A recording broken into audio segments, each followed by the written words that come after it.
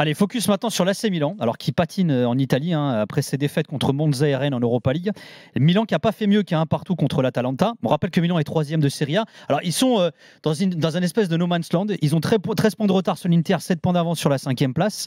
Et il y a un joueur qui incarne peut-être cette inconstance de Milan, Johan. C'est celui qui a marqué d'ailleurs contre l'Atalanta, c'est Raphaël Leão. C'est pas le micro. Tu peux refaire le. Là déjà, c'est mal le nom. Leão. On dit Leão même. Leão. C'est très mal payé pour Milan. Parce que contre l'Atalanta, j'ai rarement vu une équipe de l'Atalanta aussi en difficulté dans le jeu, aussi en difficulté physiquement, aussi peu en capacité à imposer des duels au milieu de terrain et même une certaine rigueur défensive. Parce que Milan a fait vraiment un bon match. Alors ils sont effectivement sur un match nul, avec en plus un but encaissé sur un penalty, les fameux penalties de la VAR qui sont de plus en plus insupportables. Et d'ailleurs, même Gasperini, qui n'est pas le dernier pour chouiner sur l'arbitrage, disait ouais, bah, ça c'est des pénaltys de la VAR, moi ça me plaît pas, mais maintenant c'est comme ça. Et hier soir il y avait un grand débat là-dessus sur le moindre contact maintenant. Il y a des débats partout en Europe en ce moment. Parce que Giroud fait une faute sur Holm, il lève le pied, il le touche, et il le touche au niveau du bassin, haut du corps on va dire, et Holm se tient la tête, et comme si on l'avait touché à la tête en fait pendant 10 minutes. Et on est en train de siffler des pénaltys maintenant. Bah, en France, on cite pas, par exemple, tu as un joueur qui, dans une surface, touche un autre joueur. J'ai l'impression qu'on va parler de Lens. Et lui enlève sa chaussure, mais ça, c'est pas pénalty. C'est-à-dire, tu peux enlever, avec ton geste, enlever la chaussure d'un joueur dans la surface, c'est pas pénalty. Parce qu'on dérange, nous, les Lensois. Mais oui. Excuse-moi, mais c'est parce que comme t'as lancé dessus. Et d'ailleurs, quand on parle de ça, juste petite digression, mais quand on parle du VAR et en gros la VAR ne change pas le foot, moi je trouve que c'est en train de vraiment le changer, on est d'accord. Notamment le comportement des attaquants. D'ailleurs, ce sera un débat tout à l'heure à 22h dans l'after. Quand ils sont dans la surface, il suffit maintenant qu'ils lancent leurs jambes proches du ballon. Ils savent, en se mettant la jambe dans la course du défenseur, ça fait pénalty parce que le défenseur va shooter dans la jambe. Maintenant, c'est devenu la spéciale pénalty gratos. C'est ça, c'est l'attaquant. C'est plus la simulation. Tend la jambe. C'est une.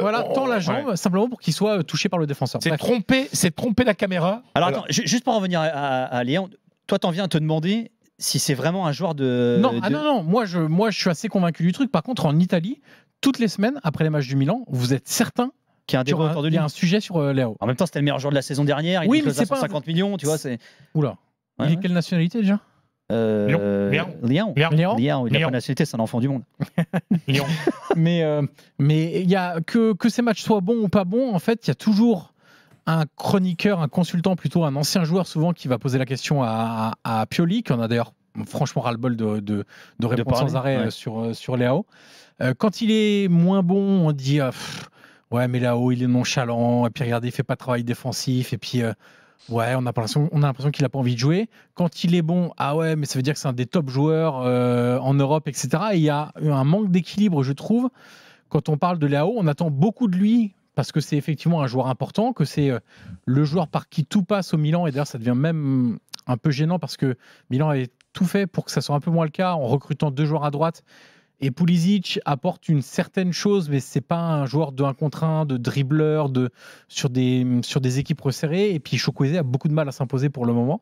Il fait des rentrées absolument catastrophiques. Ouais, mais moi je reste persuadé que c'est un bon joueur. Je peux te dire. Ouais, c'est quoi ton avis, toi, sur Léon? Tu le placerais où, toi, dans ce curseur, dans les deux extrêmes du en gros, c'est une fraude et c'est un génie, c'est un joueur à top niveau? Non, c'est pas un génie, c'est un très bon joueur du moment.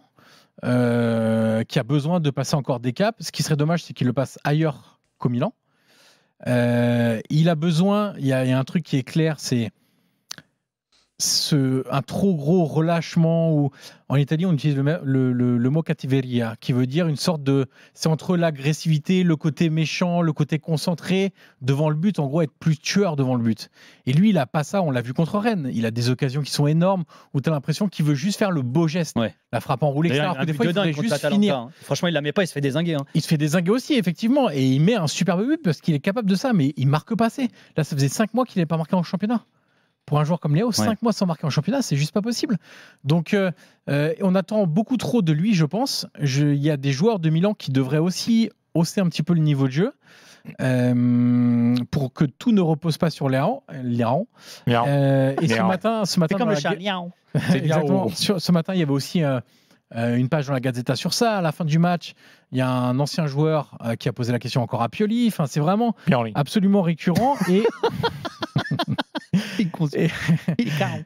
c'est vraiment en train de, je trouve, polluer un peu les analyses de match du Milan parce qu'on se focus totalement sur Leao, alors qu'il y aurait plein d'autres choses à analyser dans le jeu. Et notamment, par exemple, hier soir, assez surprenant, on parle encore de Leao. Adli fait encore un match extraordinaire. Et Adli est en train de prendre vraiment une belle dimension Milan. On avait fait un focus il y a, je sais plus, 3 semaines, un mois, je crois, dans l'émission. Et vraiment, il est en train de plaire beaucoup à l'intérieur du club et aussi aux supporters parce que non seulement il a cette qualité technique, mais en plus, là, il est en train de passer un cap aussi sur l'intensité, sur l'exigence à avoir, sur le côté défensif aussi. Donc, Leao polarise toute l'attention à Milan, sans doute un peu trop. Je pense même que ça nuit à son développement aussi parce que dès qu'il y a un truc, dès qu'il marque, on le voit, c'est fermez vos bouches, etc. Et même lui, je pense qu'il devrait penser à autre chose et juste essayer d'être un peu plus adroit, un peu plus méchant devant le but parce qu'il a vraiment les qualités pour faire beaucoup de différence. Voilà, message de là-haut sur le chat de la chaîne YouTube de l'Afterfoot. Fred Hermel, la légende. Merci. Il n'a pas dit la légende de quoi La légende. Malo 234, merci. Entendu. Merci, Johan. Raphaël Liang qui peut-être, comme tu le disais, la saison prochaine exprimera son talent ailleurs, peut-être au Paris Saint-Germain. Et là, on aura un Julien Laurens content ou pas. Content ou pas, Julien Sylvain? Léon. Ah, moi je suis content. Ah ouais, il prend. Et moi je me demande, je me demande si à un moment il y aura un entraîneur qui lui fera passer un palier dans le... Et encore, j'ai trouvé contre l'Atalanta, qu'il avait beaucoup défendu. Il lui fait franchir un palier quand même. Mais... Là, dernièrement, parce que même contre Rennes, Julien, je sais pas si tu as vu le match, mais il a beaucoup défendu aussi. Ouais, et là, on sent que c'est en train de rentrer aussi chez lui, ce côté-là. C'est un joueur différentiel, comme on dit en Espagne. C'est un différentiel. Je pense qu'il a un potentiel incroyable. Ouais.